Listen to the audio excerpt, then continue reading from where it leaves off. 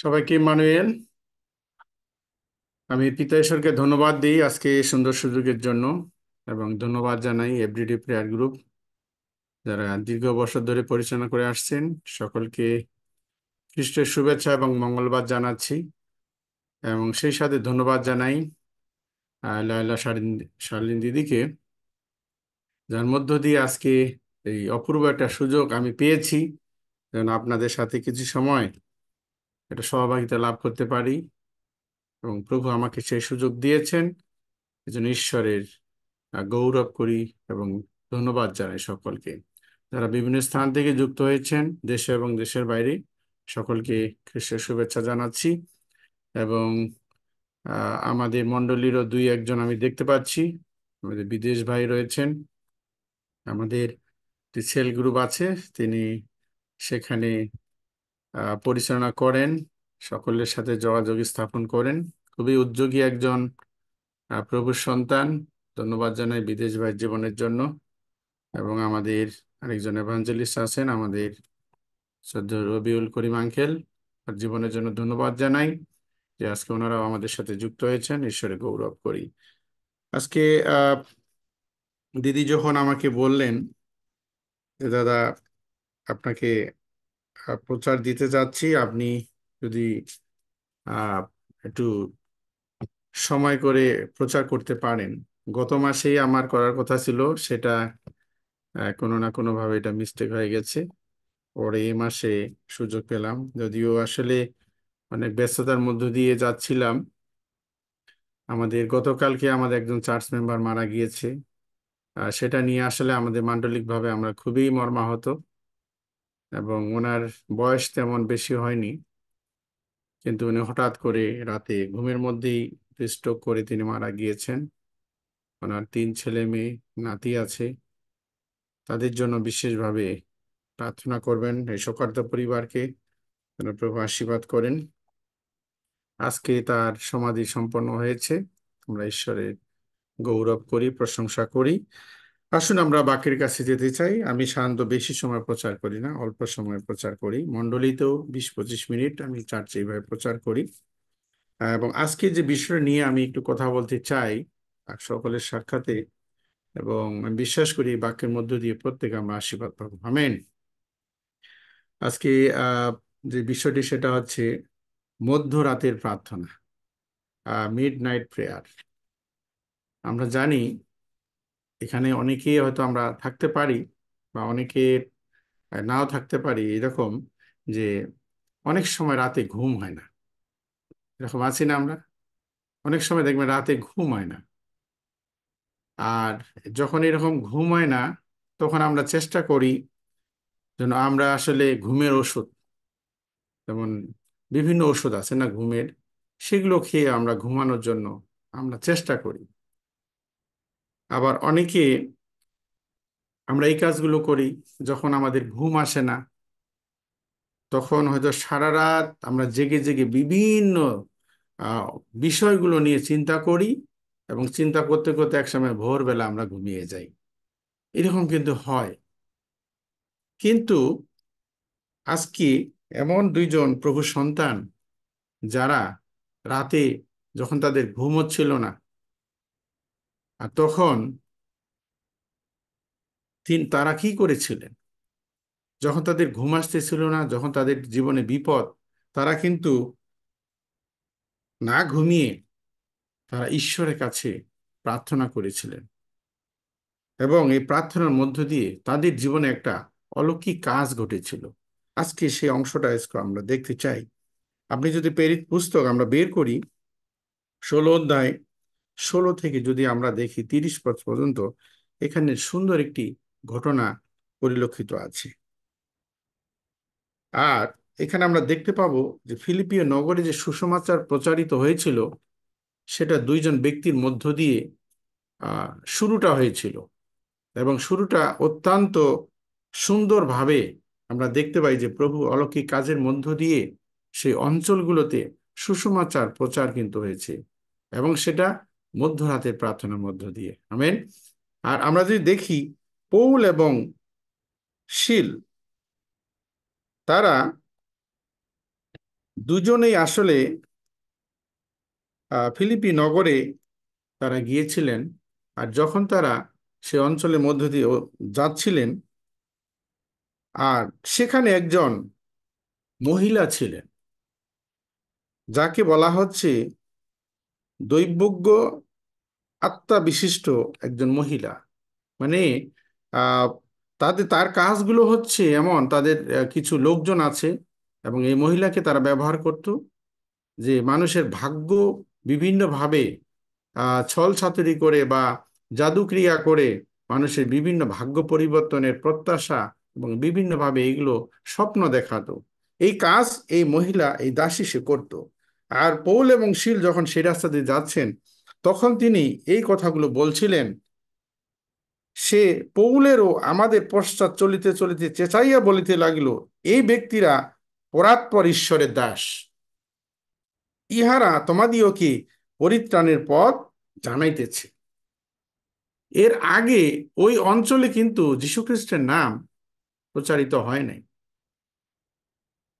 কিন্তু যখন পৌল এবং শীল গেলেন, সেখানে অদ্ভুত একটা ঘটনা ঘটল। তার মধ্যে যে একটা আত্মা ছিল, দুষ্ট আত্মা, এই দুষ্ট আত্মা জোরে জোরে চিৎকার করে তাদের পিছনে পিছনে এই কথাগুলো বলছিল যে এই যে দুইজনকে তোমরা দেখছো, এরা পরাৎপর ঈশ্বরের দাস এবং ইহারা তোমাদেরকে পরিত্রাণের পথ জানাইতেছেন। অদ্ভুত একটা বিষয় যে যে আত্মাটা তার মধ্যে ছিল, দুষ্ট একটা আত্মা, মন্দ একটা আত্মা, সে মন্দ আত্মাটা কিন্তু চিৎকার করে এই কথাগুলো লোকদেরকে বলছিলেন। আর পৌল শীল একটু বিরক্ত হলেন তার কথায়। বিরক্ত হওয়ার পরে কি করলেন? পৌল তিনি মুখ ফিরাইয়া সে আত্মাকে কহিলেন, আমি যীশুখ্রিস্টের নামে আজ্ঞা দিতেছি, তুমি ইহা হইতে বাইর হইয়া যাও। তাহাতে সেই দণ্ডে সে বাইর হইয়া গেল। এবং এই যে তার মধ্যে যে একটা মন্দ শক্তি ছিল, মন্দ আত্মা ছিল, সাথে সাথে সেটা কি হলো? বের হয়ে গেল। এবং পরবর্তীতে এই মহিলার দ্বারা যারা টাকা পয়সা উপার্জন করত জাদু ক্রিয়া করে বিভিন্নভাবে, তারা কিন্তু বিষয়টা ভালো চোখে দেখলেন না, কারণ তাদের ইনকাম সোর্স বন্ধ হয়ে যাচ্ছিল। এই ভালো কাজের ফলে এই মহিলা যখন সুস্থ হলো, যার কারণে তারা বিষয়টাকে অন্যভাবে দেখলো, তাদের লাভ থেকে এখন লোকসানে পরিণত হয়ে গেল। এই জন্য তারা কি করলো? পৌলকে এবং শীলকে ধরে তারা মার্কেট প্লেসে নিয়ে গেল, বাজারে নিয়ে গেল, এবং সেখানে নিয়ে গিয়ে তাদের উপর দোষারোপ করলো, এরা জিহুদি, আমরা রোমিও, আমাদের রীতি আলাদা, তাদের রীতি আলাদা। তারা আমাদের সমাজটাকে, আমাদের অঞ্চলটাকে, আমাদের নগরে তারা বিভিন্নভাবে বিভেদ তৈরি করছে। তাদের যে কৃষ্টি কালচার, তাদের যে চিন্তা ভাবনা সম্পূর্ণ আলাদা। তোমরা এটা বিচার করো। জনসম্মুখে কিন্তু তাদের বিচার পৌল এবং শীলের।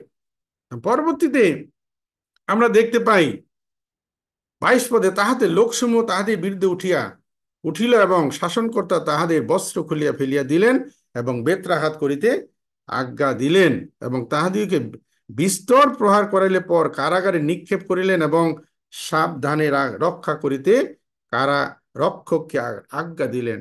আমরা দেখতে পাই যখন তাদের জীবনে এই অবস্থা, তারা সেখানে ফিলিপি নগরে প্রচারের জন্য গেলেন, কিন্তু যাওয়ার পথে তাদের জীবনে একটা বড় হোঁচট তারা খেলেন। তাদের মিথ্যা দোষারোপ বা তাদের উপরে একটা অত্যাচার নিপীড়ন তারা শুরু হলো, তাদের বেত্রাঘাত করা হলো, মার দেওয়া হলো, তাদেরকে কারাগারে নিক্ষেপ করা হলো, তাদের বস্ত্রগুলো খুলে নেওয়া হলো এবং তারা এখন কারাগারে। শৌল, পৌল এবং শীল তারা কিন্তু এখন কারাগারে। এখন তারা কি করবে? 24 পদে লেখা আছে, এই প্রকার আদেশ প্রাপ্ত হইয়া সে তাহাদিকে ভিতরে কারাগারে বদ্ধ করিল এবং তাহাদের পায়ে হারিকাট দিয়া রাখিল। হারিকাট, চেইন, ইংলিশে লেখা আছে চেইন দিয়ে তাদেরকে কি করা হলো? বন্দি করা হলো, যেন তারা পালিয়ে যেতে না পারে। তাদের জেলখানার দরজা তো তালা দিয়ে বন্ধ করা হলো, কিন্তু এর পরেও কি হলো? তাদের পায়ে হাতে শিকল দিয়ে বাঁধা হলো, যেন তারা কোনোভাবেই পালিয়ে যেতে না পারে। পরবর্তীতে আমরা দেখতে পাই 25 পদে, খুবই ইম্পর্টেন্ট, কিন্তু মধ্যরাত্রে পৌল ও শীল প্রার্থনা করিতে করিতে ঈশ্বরের উদ্দেশ্যে স্রোত গান করিতেছিলেন। খুব কঠিন একটা পরিস্থিতি। তারা প্রচারের জন্য আসলেন, কিন্তু তাদের অন্যভাবে দোষারোপ করে তাদের বেত্রাঘাত করা হলো, মার দেওয়া হলো, বিভিন্নভাবে নির্যাতন করা হলো। এখন তারা জেলে, তাদের খাওয়া নাই, ঘুম নেই, কিন্তু এখন তারা জেলের মধ্যে পড়ে আছে।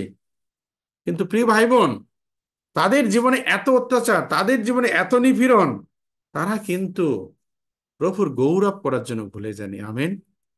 অনেক সময় আমাদের জীবনে এরকম কিছু ঘটনা আসে, কঠিন পরিস্থিতির মধ্যে দিয়ে আমাদেরকে যেতে হয় বিভিন্ন বিষয়গুলো নিয়ে।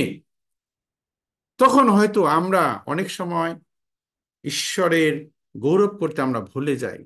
তখন আমরা বিভিন্নভাবে দৌড়াদৌড়ি করি, কিভাবে আমরা পরিত্রাণ পাবো, কিভাবে আমরা নিস্তার পাবো, কিভাবে বিপদ থেকে আমরা রক্ষা পাবো। কিন্তু সাধু পল এবং সাইলাস, তারা কিন্তু সেই কাজটি করেননি।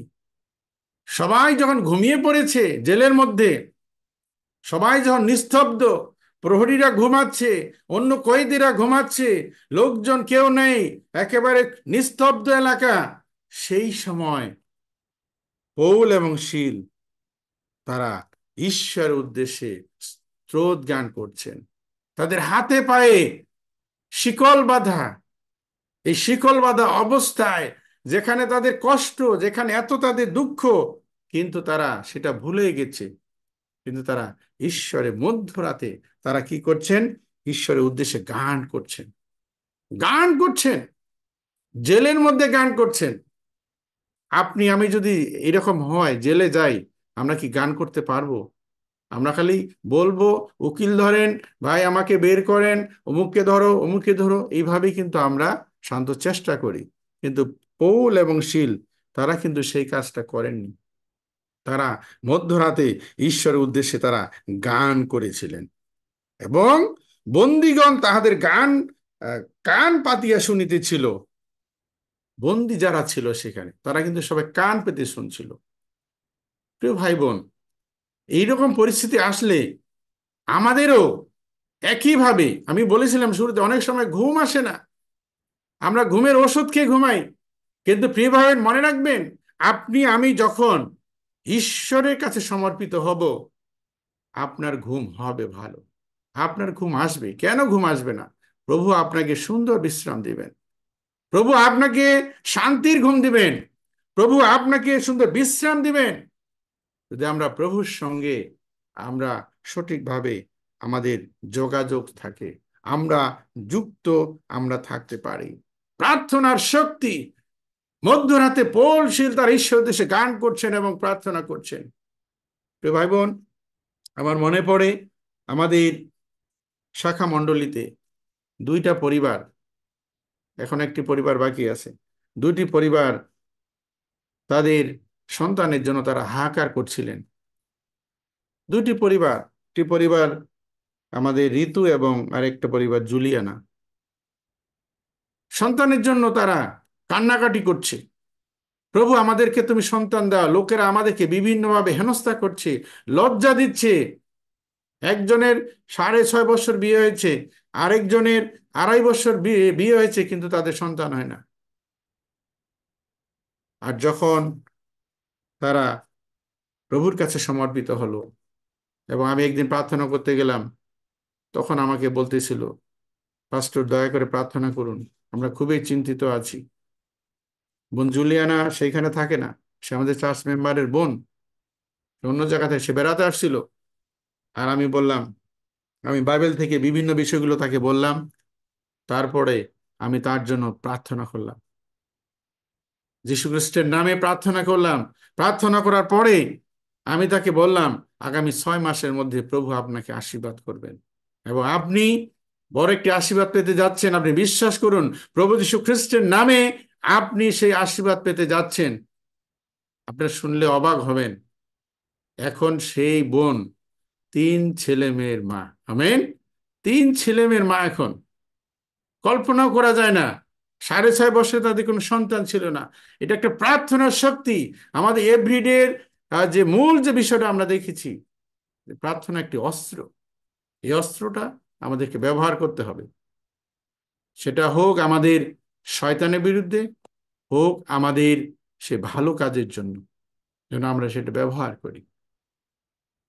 এবং আমাদের বোন ঋতু, সেও এখন একটি কন্যা সন্তানের মা হয়েছে।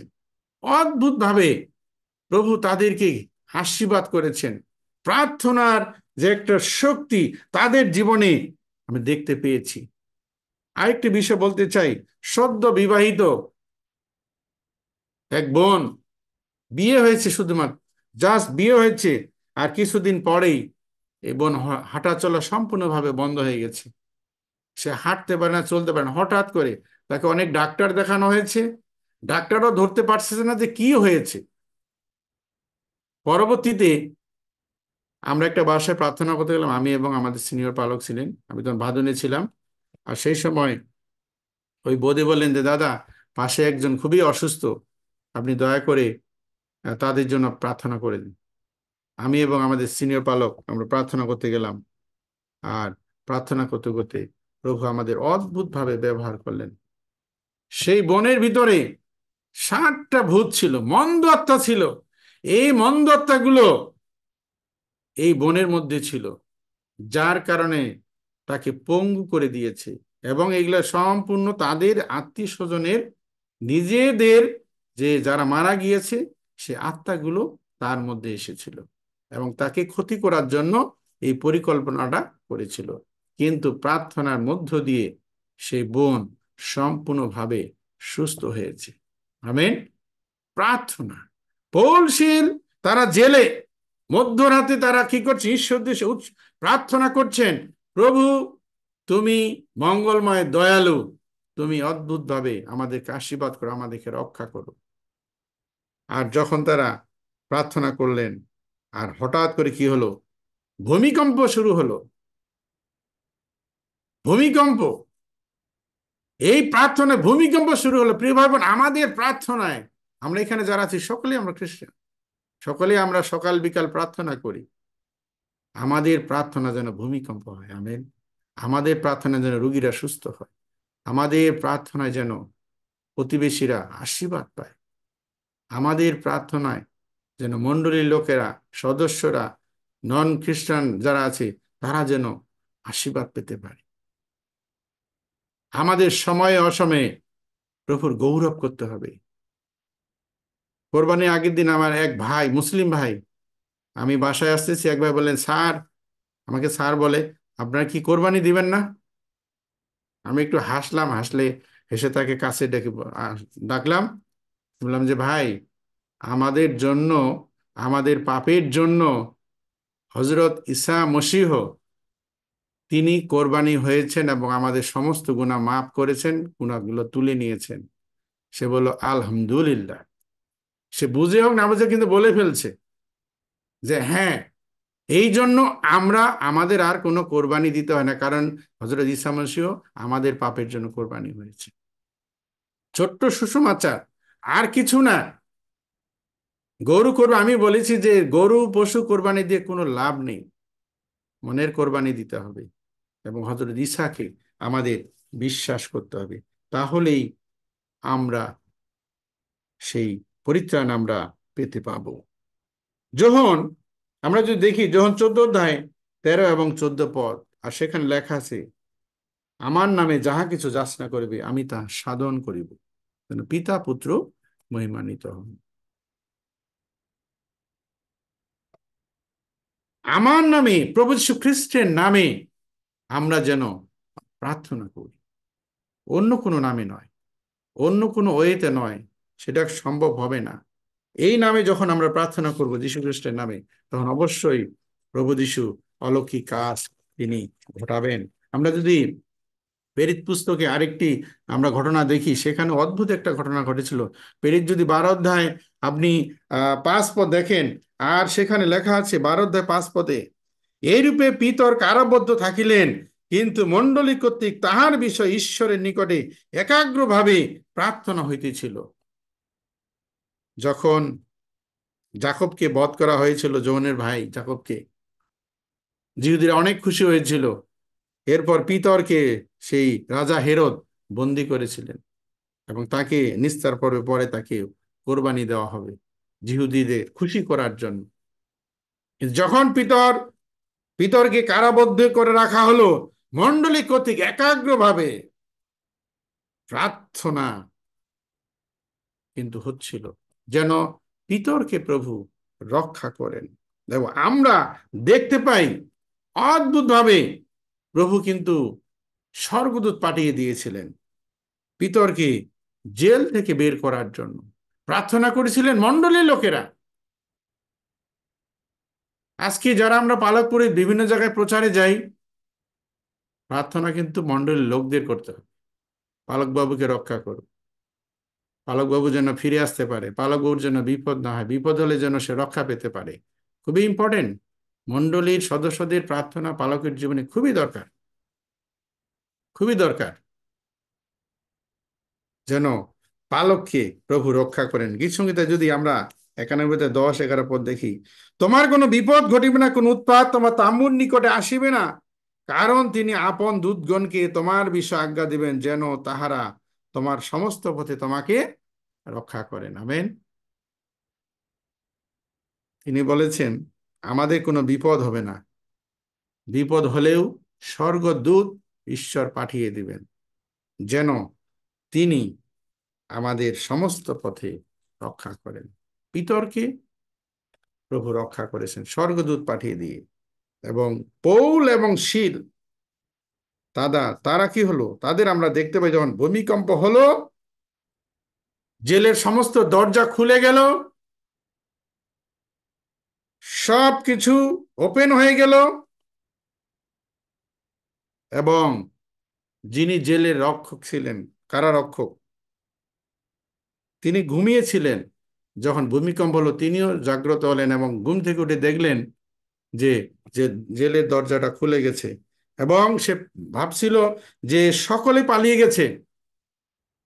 এই জন্য সে নিজের খড়গ দ্বারা নিজেকে শেষ করার জন্য সে চিন্তা করেছিল। কিন্তু 28 পদে লেখা আছে, কিন্তু পৌল উচ্চরবে ডাকিয়া কহিলেন, ওহে, আপনার ক্ষতি করিও না, কেননা আমরা সকলে এই স্থানে আছি। সে কিন্তু নিজেকে হত্যা করার জন্য চিন্তা, কারণ সকালবেলা হলেই কি হবে, তাকে মেরে ফেলা হবে। বলবে তোমার কারণে আজকে কয়েদিরা পালিয়েছে, পৌল শীল পালিয়েছে। কিন্তু পৌল শীল বলছেন যে ক্ষতি করো না, আমরা আছি। আর 29 পদে লেখা আছে, সে ভয়তে কাঁপতে কাঁপতে পৌল এবং শীলের সম্মুখে পড়িল, আর তাহাদেরকে বাহিরে আনিয়া বলিল, মহাশয়েরা, পরিত্রাণ পাওয়ার জন্য আমাকে কি করিতে হইবে। আমেন। দেখেন, কোন একটা ঘটনা বা পরিস্থিতি, ভাই আমরা অনেক সময় বলি না, ঘটে যা ঘটুক আমার জীবনে বলো ধন্য যিশু। আমাদের জীবনে অনেক কিছু ঘটে, সেটা কিন্তু মঙ্গলের জন্য। অনেক কিছু ঘটে সুসমাচার প্রচারের জন্য। অনেক কিছু ঘটে যেন কোনো কিছু ঘটতে পারে, ভালো কিছু যেন হয়। এবং এখানে আমরা দেখতে পাই যে সেই কারারক্ষী যারা ছিলেন, সে বললেন যে আমাকে পরিত্রাণ পাবার জন্য কি করতে হবে। 31 পদে লেখা আছে, তারা কইলেন, তুমিও তোমার পরিবার প্রভু যিশুতে বিশ্বাস করো, তাহাতে পরিত্রাণ পাইবে। আমেন। পৌল শীল তারা ফিলিপি নগরে প্রচার করতে গিয়েছিলেন।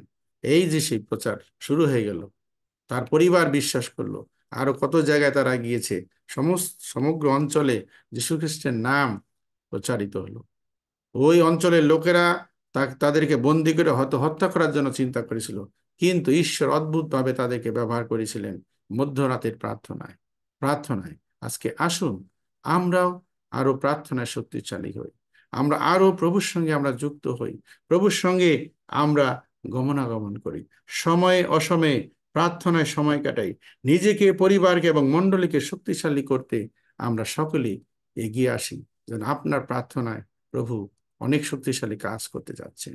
আমি আরেকটিবার ধন্যবাদ দিই, প্রভু গৌরব করি সুন্দর সময়ের জন্য। আসুন একটু প্রার্থনা করি। প্রভু ধন্যবাদ জানাই, তোমার গৌরব করি, প্রশংসা করি সেই সুন্দর সময়ের জন্য, সুন্দর সুযোগের জন্য। পিতা প্রভু, আজকে যারা আমরা তোমার বাক্য শুনেছি, বক্তা শুধু উভয়কে তুমি আশীর্বাদ করো, এবং প্রভু আমাদেরকে আরো প্রার্থনায় শক্তিশালী হতে তুমি সাহায্য করো। আমাদের সকলের সঙ্গে থাকো, সঙ্গে চলো, এই প্রার্থনা যিশু তোমার নামে চাই। আমিন। বানিয়েল, আমি একবার ধন্যবাদ জানাই সুন্দর সুযোগে, এবং ন্যান্সি দিদিকে ধন্যবাদ দিই সুন্দর পরিচালনার জন্য, এবং আন্টিও আছে, আন্টিকেও ধন্যবাদ জানাই, রোজি আন্টিকেও। Thank you. আশীর্বাদ করুন।